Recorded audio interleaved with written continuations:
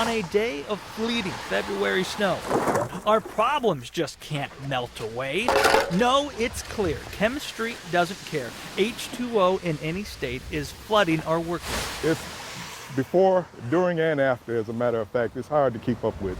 A tandem crew, Gary Payton and Tony Smith, are pooling together, chipping through the snow and ice on Capitol Drive, trying to break through so the water can drain. And it'll float out into the middle of the street. It can, reach up into the island, or it can come over the curb there and back up into these people's basements.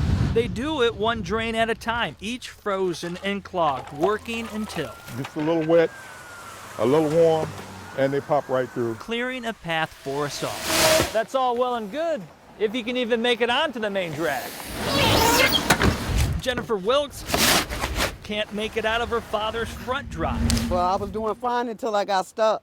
The melting snow turns to ice under the car wheels. It gets slushy, slippery, You can't stop, so you have to drive carefully. And on days like today, it can take help from strangers to make it out of the house and on your way. There's a lot of snow out there, so remember, one warm day won't take care of it all.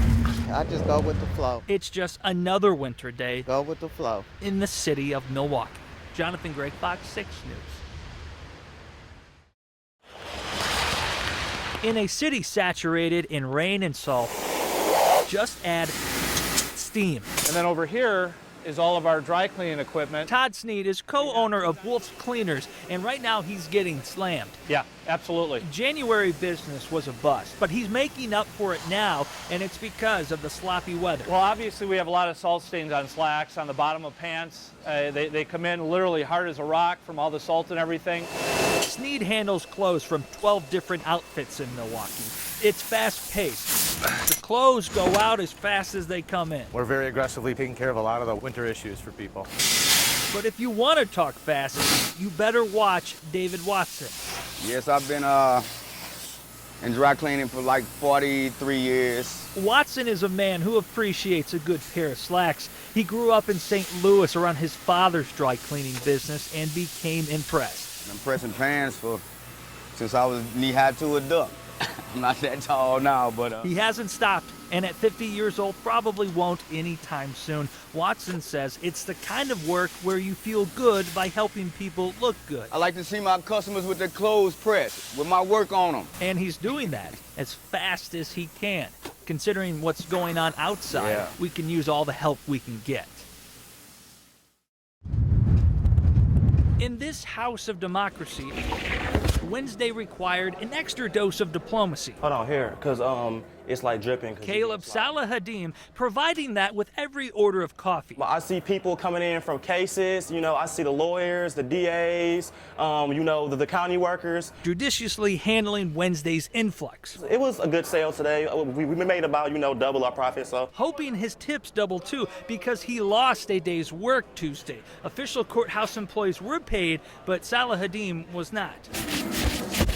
Either was Alex Brown. Whole building was closed. In the chair is attorney Edward Wright, taking a quick break during a day of catch-up court. I went to a total of 3 different courts, and all 3 courts were pretty crowded just because there was attorneys from today's calendar and then from yesterday's calendar both trying to get things handled. The courthouse is basically sandwiching the hundreds of hearings that were supposed to happen on Tuesday into what was already scheduled for Wednesday. And here they come.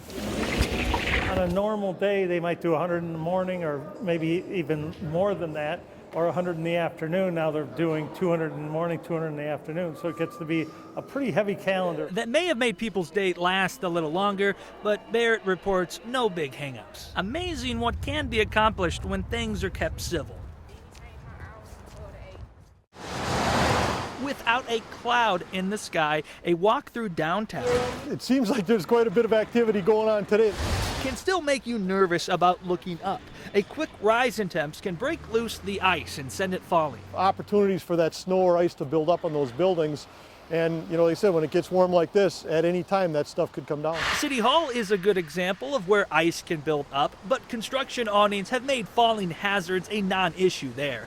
But as we know, winter's wrath doesn't only come from above. Not only our buildings, but in the streets, and sidewalks. But Milwaukeeans Go ahead, nice and easy. aren't the kind of people to live in fear of the elements. And you just want to slowly put weight Case in point, onto your dominant foot. Natalie Planer, Your non-dominant foot will be on the other pedal.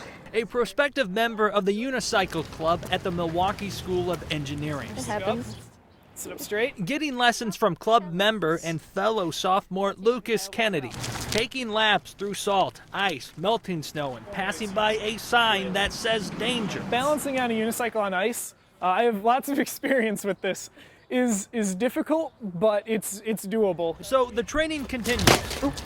Rain or shine or snow or ice or falling ice. That was a bump. Some people just know how to keep looking forward. Looking down can throw you off balance, and looking up is kind of counterintuitive. In Milwaukee, Jonathan Gregg, Fox 6 News.